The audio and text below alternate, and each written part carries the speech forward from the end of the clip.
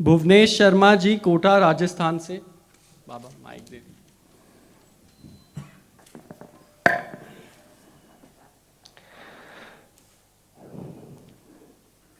सरकार को जय श्री राधे। सरकार, मन में एक प्रश्न है, मैं भागवत को अध्ययन करूं, वाचन भी करूं, मेरा भाव है मैं वक्ता नहीं कहूं, अपने आप को भागवत को विद्यार्थी कहूं। श्री सुखदेव जी को परीक्षित जी ने जो प्रश्न निवेदन किया वैसे ही प्रश्न या दास को भी है। ग्रहेशु ग्रह मेधि नाम, जिनकी चित्तवृत्ति घर में लगी भई है, तो भगवत परक होवे में सर्वग्रहासक्त भक्तादि चाहें कि भगवान के परक चित्तवृत्ति है जाए जी, किंतु जी घर में जो चित्तवृत्ति लगी हुई है वो भगवत परक हो जाए, किंतु बाह्य जगत में अति प्रवीणता है मन और बुद्धि की जी, तो वाक्य होवे से प्रभु में सदा के लिए स्थिति बने, ऐसो नहीं हो पावे। हाँ, अब आगे फिर आगे बढ़ना, पहले इतने का समाधान कर ले। आप शास्त्र के स्वाध्याय परायण हैं, इसलिए आप समझ सकते हैं।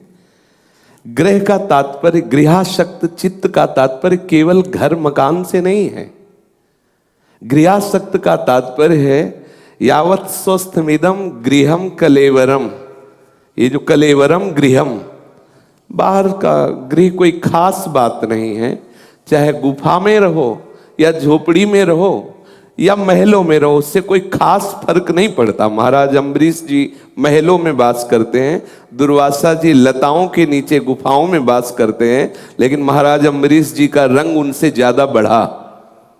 यहां जो चित्ताकर्षण गृह में है वो इस गृह के है। यावत स्वस्थमिदम कलेवरम गृहम, इसको भर्तरी जी ने गृह कहा है। ये आत्मा का घर है, शरीर, और इसमें राग होने से ही अन्य सारे राग हैं। घर में राग करते हैं, इसके राग के कारण। पारिवारिक संबंधों में राग है, इसके राग के कारण। भोग प्रिय लग रहे हैं, इसके राग के कारण। चित्त विषयों का चिंतन कर रहा है, एक एक वृत्ति विषयाकार हो रही, इस गृह के राग के कारण। अगर इस गृह का राग खत्म हो जाए तो सब जगह से राग खत्म हो गया। मूल राग ये है, स्थूल, सूक्ष्म और कारण। ये त्रिगुणात्मिक प्रकृति के द्वारा रचे हुए जो ये त्रिदेह हैं, ये तीन देह हैं, इनसे राग होने के कारण वो चिदानंदात्म स्वरूप फंस गया है। अब वो चाहे गृहस्थ वेश में हो या विरक्त वेश में, इसका भी कोई खास निर्णय नहीं, इसका भी कोई खास नहीं। खास बात है चित्त का भगवदाकार कर लेना, मुरारी पादार्पित चित्त वृत्ति कर लेना। अब ये चित्त वृत्ति भगवदाकार कैसे हो, खास बात यहां समझना है। वो होता है भगवत प्रेमी महात्माओं के संग से, दूसरा कोई उपाय नहीं।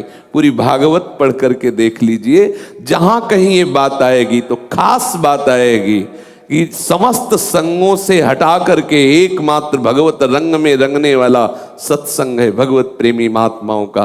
व्रतांश यज्ञ छंदांश तीर्था नियमा यमा यथा वरुंधेत सत्संगा सर्वसंगोपहो हिमाम।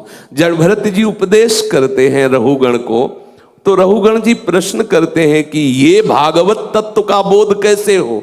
तब उन्होंने कहा रहुगण तपसा नयाति न चेज्जया न निरूपणात् गृहाद्वा न छंदसा नैव जलाग्नि सूर्यो बिना महत्पाद रजोभिषेकम।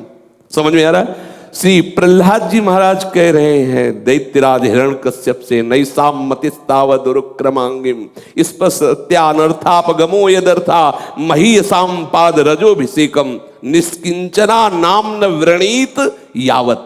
जब तक निष्किंचन भगवत प्रेमी महात्माओं के चरणारविंद की रज का सेवन अर्थात उनकी दासता अर्थात उनके आज्ञा उपदेश के अंतर्गत हम अपनी जीवनी नहीं बनाएंगे, तब तक असंभव भक्ति स्वतंत्र सकल सुख खानी बिनु सत्संग न पावई प्राणी। और जहां सत्संग हुआ तो बड़े भाग पाई सत्संगा, तो बिना ही प्रयास होई भव भंगा।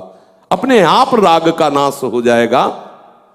जब हम भगवत प्रेमी महात्माओं का संग करते हैं तो उनका प्रभाव होता है, वो संग चित्त को बलात् आकर्षित करके भगवत अनुराग में लगा देता है। जैसे कुसंग कितना भी कोई बुद्धिमान और विवेकवान हो, जो कुसंग है बलात् उसकी बुद्धि को विषयाकार कर देता है। को न कुसंगति पाए नसाई, रहे न नीच मते चतुराई। तो इससे अनंत गुना सामर्थ्य सत्संग में है। सत्संग से क्या नहीं हो सकता। आप सोचो, एक तिल का तेल लीटरों में बिकने वाला जब वो इत्र का संग कर लेता है तो तोला में बिकता है, तोला में बिकता है। चरणों के नीचे रौंदी जाने वाली रज जब वायु का संग कर लेती तो बड़े बड़े छत्रपतियों के मुकुट में विराजमान होती है। ऐसे ही संग से क्या नहीं हो सकता। यदि हमें भगवत कृपा से भगवत प्रेमी अनुरागियों का संग प्राप्त हो जाए तो इस गृहासक्त से हमारी मुक्ति हो जाए। शरीर का राग ही मूल जड़ है बंधन का।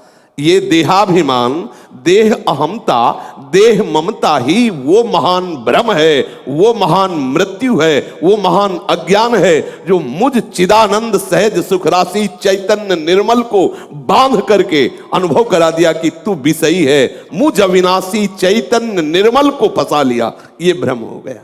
इस भ्रम का निवारण एकमात्र भगवत प्रेमी महात्माओं से। तात स्वर्ग अपवर्ग सुख धरी तुला एक अंग, तूल न ताहि सकल मिल जो सुख लव सत्संग।